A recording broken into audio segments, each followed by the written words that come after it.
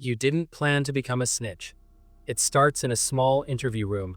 White walls, slightly stained near the corners, a metal table bolted to the floor. There's a single camera in the top corner, red light on. Your phone sits face down in front of you, screen black, like it's already been taken from you. One officer sits across from you, leaning back slightly, arms relaxed. The other stands by the door, not moving, just watching. They already know your name. They already know where you've been. A photo slides across the table. It stops just short of your hand. You don't touch it. Blurry, taken from distance, but you recognize the place instantly. The back entrance, the door that sticks before it opens. You're not in trouble for what you've done, the one sitting says. You look at him, then back at the photo. You're in trouble for who you're around. The chair legs scrape lightly as you shift. They don't threaten you. They don't raise their voices. They just sit there, like they have all the time in the world. Then another photo. This one, clearer. Someone you recognize. You've been inside, he says, more than once. You don't answer. He leans forward slightly. We don't need you to explain anything, he says. We already know enough. Pause. What we need is someone who can go back in. You feel it then. Not fear. Wait. Go back, he continues. Act the same. Do what you normally do. The officer by the door finally moves, pushes off the wall slightly, steps closer to the table. And tell us what happens. Silence. You stare at the photo again, then at the table, then nowhere. Because saying no means explaining why, and explaining anything in this room feels like a mistake.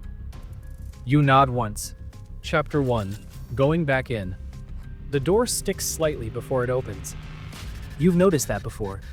Tonight, you notice it more. Your hand stays on the handle for half a second longer than usual. Then you push it open and step inside. The room looks the same. Low light hanging above the table, casting shadows that don't quite reach the walls. 3 people already there. One sitting, leaning back. One standing with arms folded. One near the door, silent as always. No one reacts to you walking in. That's good. You close the door behind you, same speed as always, and move to your usual position by the side of the table. Not too close, not too far. You don't speak first. Someone slides a small package across the table. It stops near your hand. You pick it up, weigh it slightly. You watch who looks at the package first, who doesn't look at it at all, who waits before speaking. One of them taps the table twice before saying anything. You clock it without meaning to. The conversation starts. Names mentioned once, places said quietly. No one repeats anything. If you miss it, you miss it. But you don't miss anything now. You nod when you're supposed to. Keep your face neutral. Don't react when something sounds important. Inside, you're tracking everything.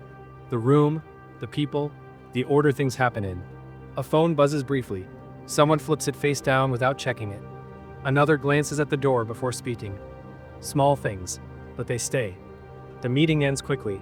Chairs scrape back. Someone exhales like they've been holding it in. The one by the door opens it without being asked.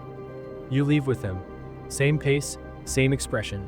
You walk past 2 parked cars without stopping. Turn the corner. Keep moving. The 3rd car is where you stop. Back door already unlocked. You open it and get in. The interior smells clean, too clean. No clutter, no noise except the faint hum of the engine. One officer sits in the front passenger seat. The other drives. Neither turns fully. Well, that's all they say. You rest your hands on your knees. Your fingers press slightly into the fabric. Chapter 2. The pattern. The routine forms faster than you expect.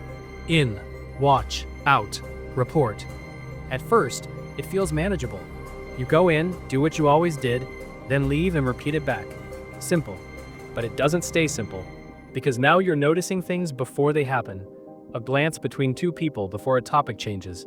Someone stepping outside right before a decision is made. A phone placed screen down at the exact same moment every time a certain name comes up. You don't write anything down. You can't. Everything stays in your head. And that's where the pressure starts. You're back in the car again. Same street, same position. Streetlights reflecting across the windshield in slow patterns. Who spoke first?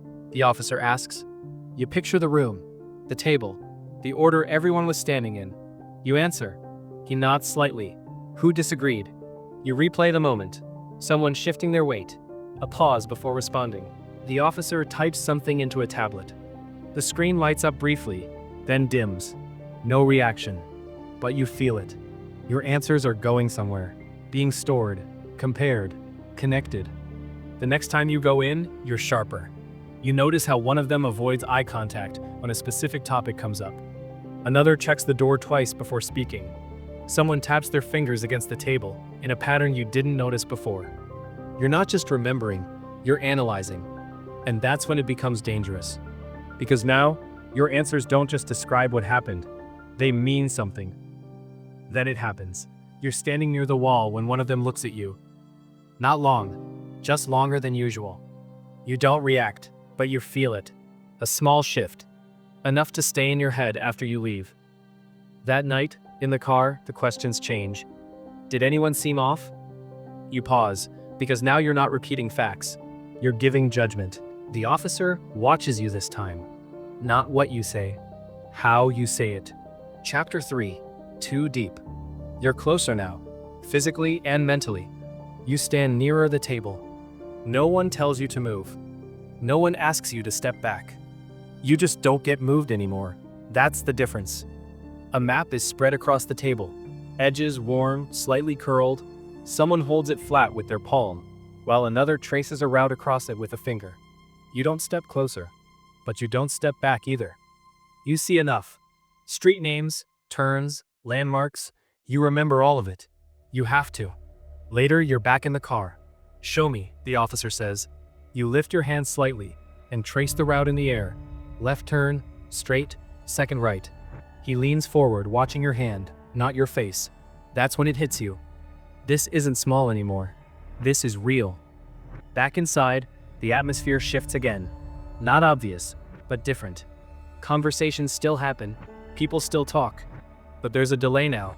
A slight pause before certain things are said. A glance that happens too quickly to call out. Then it happens. Where were you before you came in? You're standing by the wall when it's asked. You turn slightly. Answer the same way you always would. Same tone, same pace. But the silence after hangs longer than it should. No one reacts. No one challenges it. But no one moves on straight away either. Then someone nods once. Conversation continues, like nothing happened. But something did. You feel it in your chest. Tight, controlled. Because you recognize that question. You've heard it before. From the other side. They're not asking to know. They're asking to check. And in that moment, it becomes clear. You're not just passing information anymore. You're being tested while you do it. By both sides. And there is no version of this where both sides trust you. Chapter 4. The pressure. The door sticks slightly before it opens. You push it anyway. Inside, the room looks the same. Same table under the low light. Same 3 chairs. Same man near the door, arms folded, not speaking. But something is different. You feel it before anything happens. 2 of them are already mid-conversation when you walk in. They don't stop. They slow down. Words come out shorter, less detail. One of them leans back slightly, eyes flicking toward you for a second, before returning to the table. You close the door behind you. The click sounds louder than it should. You take your usual position by the side of the table. Hands relaxed at your sides. Normal. Keep it normal. A phone buzzes on the table. This time someone picks it up and checks it. The screen lights up their face briefly before they turn it away. That's new. A chair scrapes slightly as someone shifts. Another taps 2 fingers against the table, then stops when he notices you looking in that direction. The conversation continues, but it's thinner now. Less substance. You notice gaps. Moments where something should be said, but isn't. You store that too. The meeting ends quicker than usual.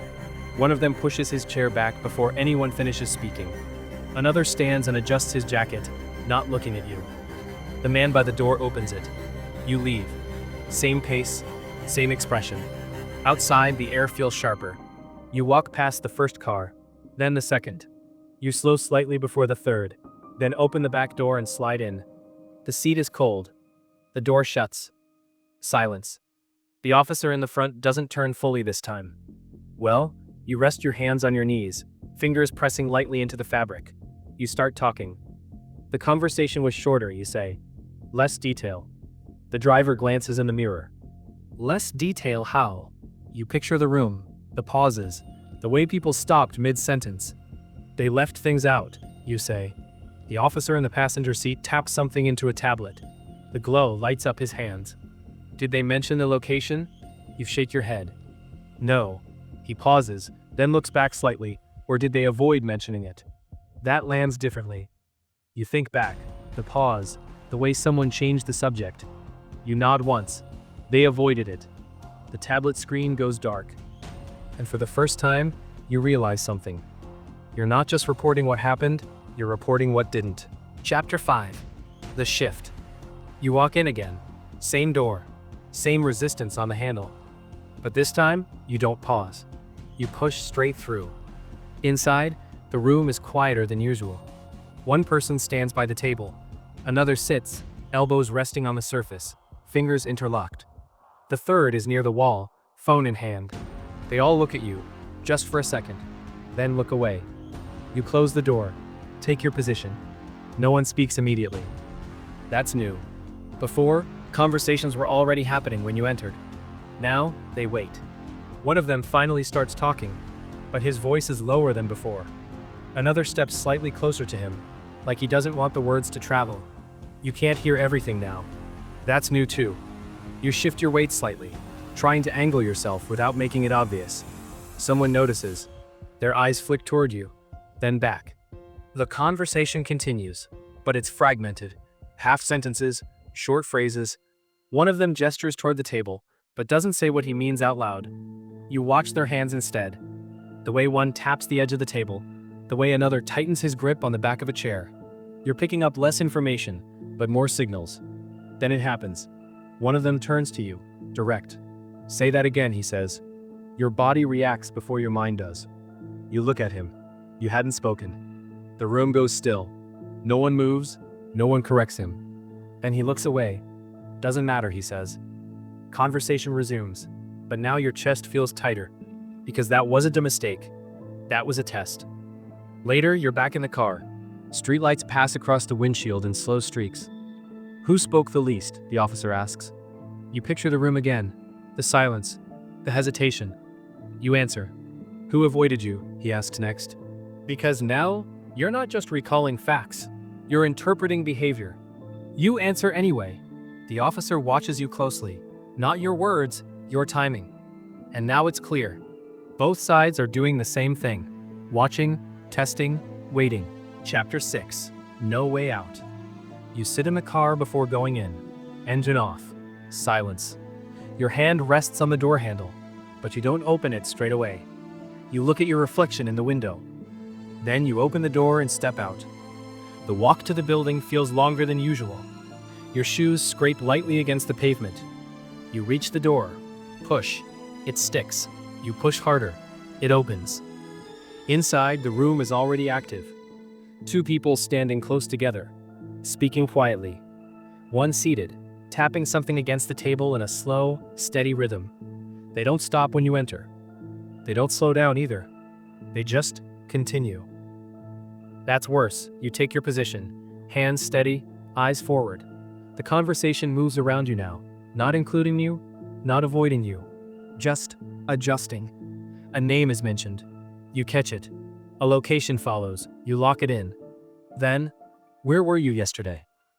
The question cuts through everything. You turn. You feel it immediately. You slow your movement, adjust your posture slightly. Answer, home. Too simple. You add more. Didn't go out. Now it sounds different. You can hear it yourself. The silence that follows stretches. One of them leans back slightly, eyes still on you. Another taps the table once. No one speaks. Then, a nod. Conversation resumes, like nothing happened, but everything has shifted. Later, you're back in the car. You sit in the same position, hands on your knees, but they feel tighter now. You start talking, describing everything. The names, the pauses, the question. The officer doesn't interrupt. He watches. When you finish, he leans back slightly. Do they suspect you? He asks. You look down at your hands. No one speaks. And that's when it finally settles in. There is no clean way out of this. No moment where you explain everything and walk away. Because now, you're not choosing what happens next. You're waiting. Waiting to see which side decides first. And when they do, you won't have time to react.